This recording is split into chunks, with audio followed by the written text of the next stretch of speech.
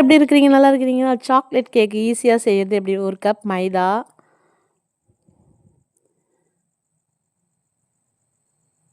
1/2 cup sugar, 1 cup cocoa powder, 1 spoon baking powder,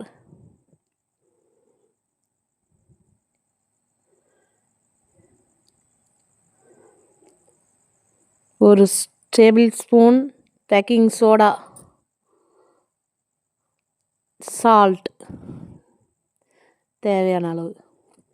அந்த பவுடரை போட்டு நம்ம நல்லா பீட் பண்ணுங்க.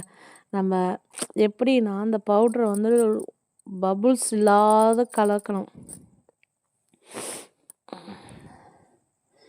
நல்லா ஃபுல்லாக போட்டு அடிக்கணும். பபுள்ஸ் இல்லாத பீட் பண்ணணும்.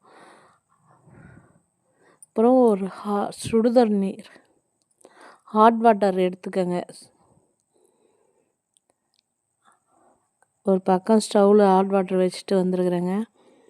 அதை எடுத்துகிட்டு வந்து 1 கப் ஹாட் வாட்டர் நம்ம இந்த பவுட்ரு வந்து நல்லா மிக்சிங் பண்ணணும். வெனிலா எசன்ஸ் அந்த மூடியில் ஒரு கப் 1.5 கப்பு கூட நமக்கு தேவையான அளவு சுடு தண்ணீர் போட்டு நல்லா பீட் பண்ணுங்க. பீட் பண்ணால் அது பபுள்ஸ் வராத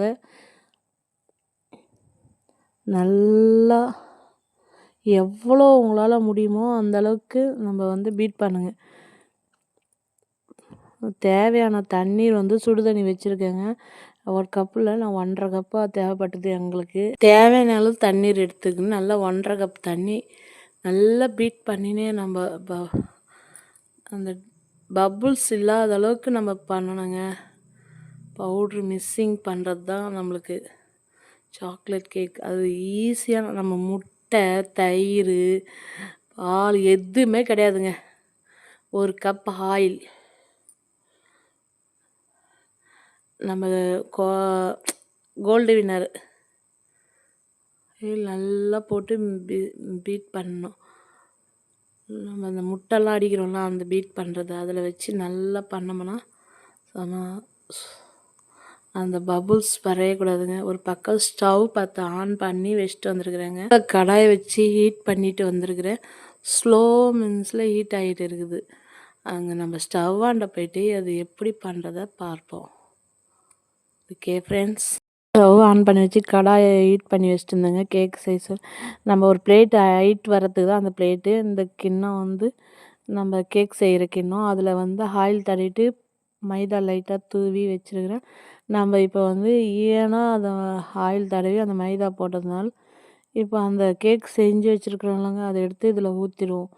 ஊற்றிட்டு அந்த பபுள்ஸ் இல்லாத கீழே வச்சு தட்டணுங்க. ஊற்றிட்டு பபுள்ஸ் வரக்கூடாது பாருங்கள்.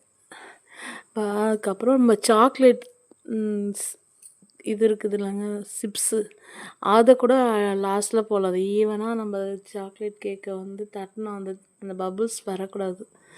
தட்டிட்டு நம்ம ஹீட் ஆயிடுச்சுட்டு பார்த்துட்டு தூக்கி அந்த கிண்ணத்தை வச்சுட்டு மேலே நமக்கு தேவையான சாக்லேட் சிப்ஸ் அப்படி தூவி விடணும். ஈவனாக பண்ணிவிட்டு மூடி போட்டு மூடி வச்சுட்டு 45 நிமிஷம் பொறுத்து பார்த்தா கேக் ரெடி. மூடி போட்டு வச்சுருங்க.